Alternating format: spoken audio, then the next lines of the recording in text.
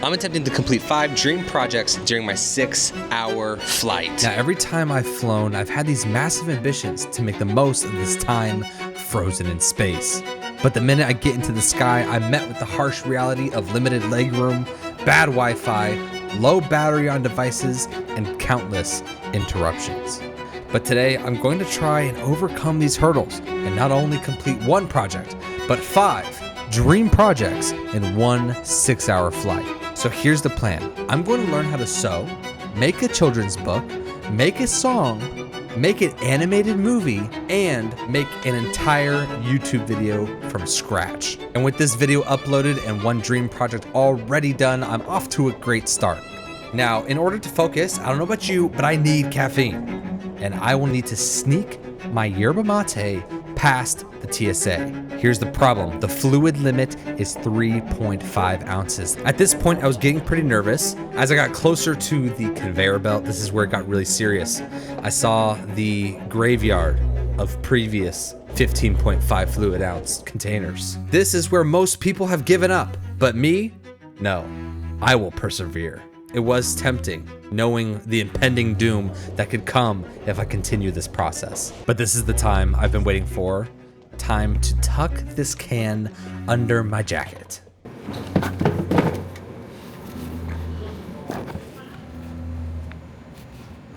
Uh-oh, who got a hold of it? Ah, it's just me. I got it. Now you may be wondering, how did I do this? Well, I came prepared. You see, this is simply just a decoy. In fact, hours previous, I lightly cracked my yerba mate can. I poured it into 4 3.5 fluid ounce containers, filled up one at a time, and placed them strategically in my bag. While some pack shampoo, I pack caffeine. Now, theoretically, I should be able to open these up in my backpack on the flight and now have my creative juice as I begin my dream projects. Feeling pretty good with my empty can, but I realized the impending doom of my dear friend.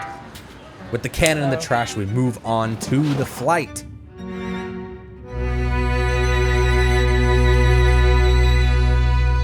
And boom, we're there. It's time to get cracking. Immediately, I am met with the discomfort of this task. The tray table is tiny, the leg room is minimal, the ability to pull stuff out of the bag up and down, grabbing something, forgetting something, pulling the bag back up, putting it back down is really, really annoying. But I guess that's what makes this a true challenge. And with a spritz or 2 of yerba mate, I'm ready to begin my first task. Now, this is my Dickies insulated Eisenhower jacket, a timeless classic. In fact, this is my 3rd one of a different color, but this one had a button that pop off. So every time I wear it, I kind of look like a furry. I kind of look like a kid walking around with one of those tails sticking out of their pants in elementary school. And I don't want to be made fun of, so I'm sewing this button back on. Luckily, I downloaded this 2-minute clip on how to sew on a button. How to sew a button by hand.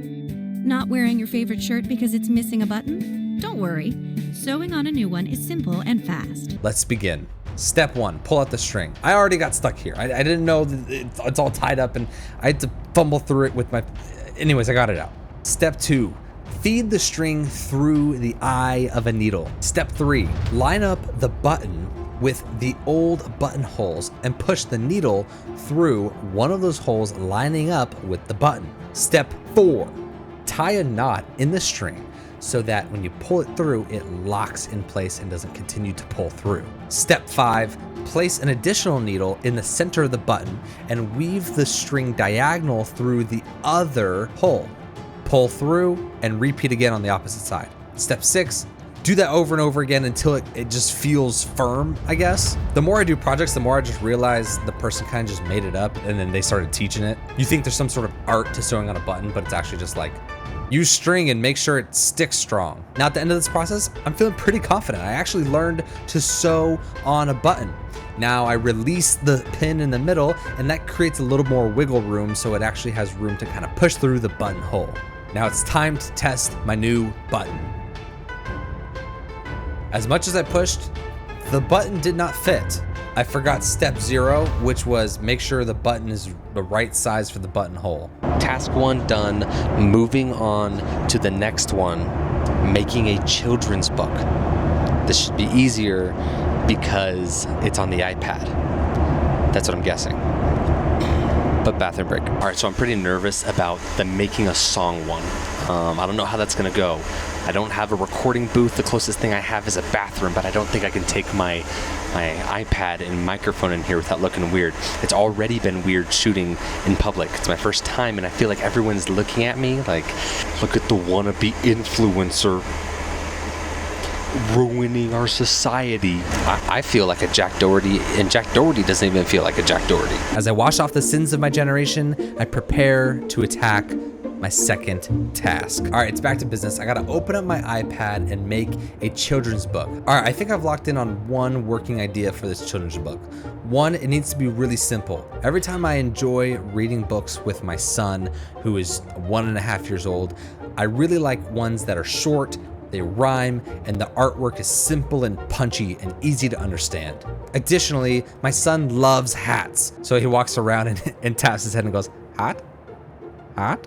So I'll make this story around hats. There's lots of different types of hats. I think hats are very honorable accessories for men and women. And so I'm thinking simple art using the watercolor brush in Adobe Fresco and calling the book, I've Got a Hat for That. With this yellow wash background, I'm feeling a good turquoise hat as a contrast color to really make the image pop as a cover. On the other side, let's do one of those stupid little helicopter hats.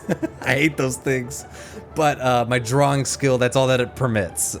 So stupid little helicopter hat with an awful color scheme. Here we go. Now I think that's looking pretty good.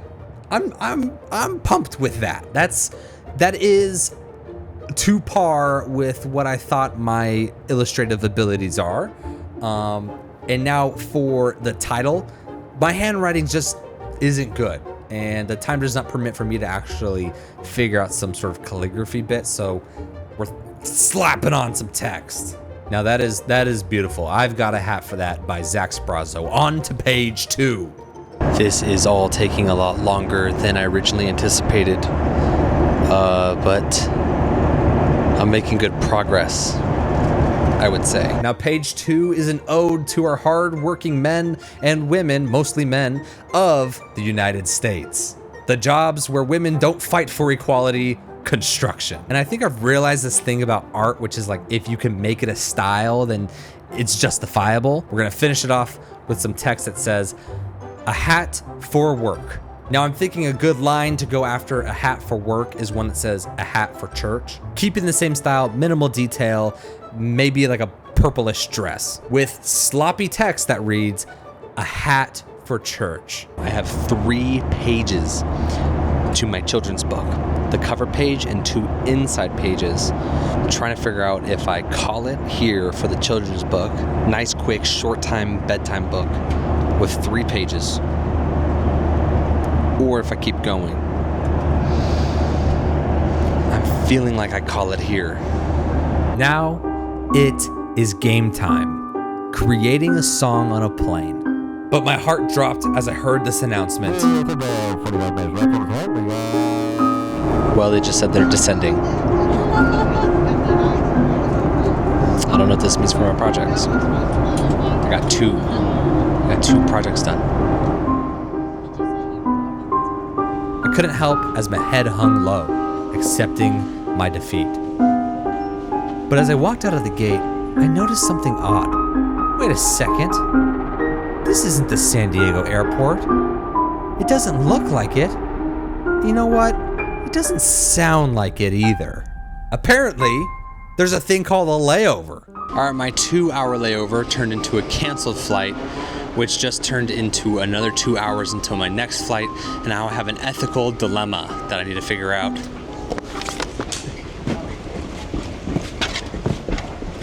My ethical dilemma being, do I work on the projects while I'm here in the airport? If I do that, technically not doing 5 projects on a flight, and it's not very, I feel like if I'm gonna have some integrity. I did not work on my project.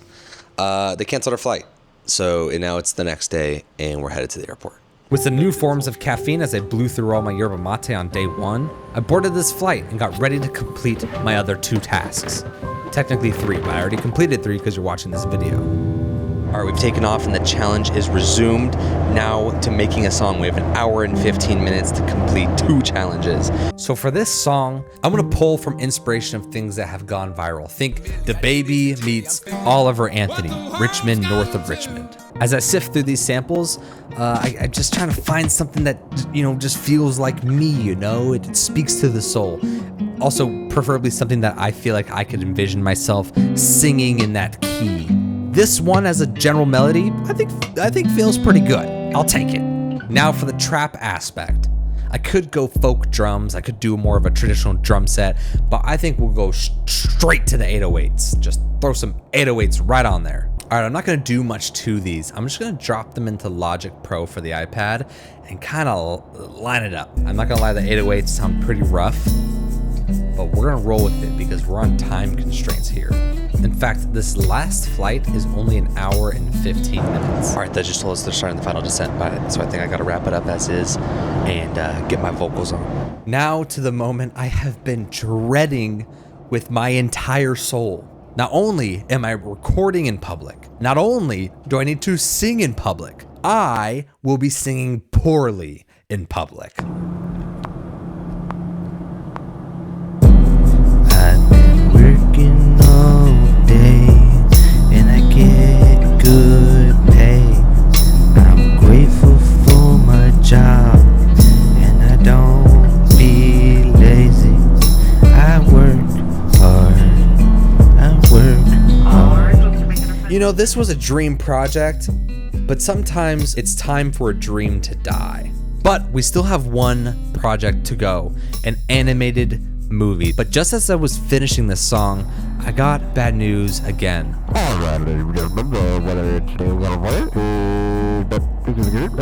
That's right. I have to come to terms with my failure. I completed 4 projects: sewing a button, making a children's book, making a song, and even making an entire YouTube video on a plane. But my 5th project, making an animated movie, has fallen to the wayside. It's not that bad. I got a lot of projects done. I think that's pretty good. I have a high view of craftsmanship, but sometimes it's great to just build momentum and try to see how fast you can get a couple things done, and you may be surprised. And this is actually a common problem with people that like to do projects. If you want to know 3 reasons you never finish projects, click this video right here.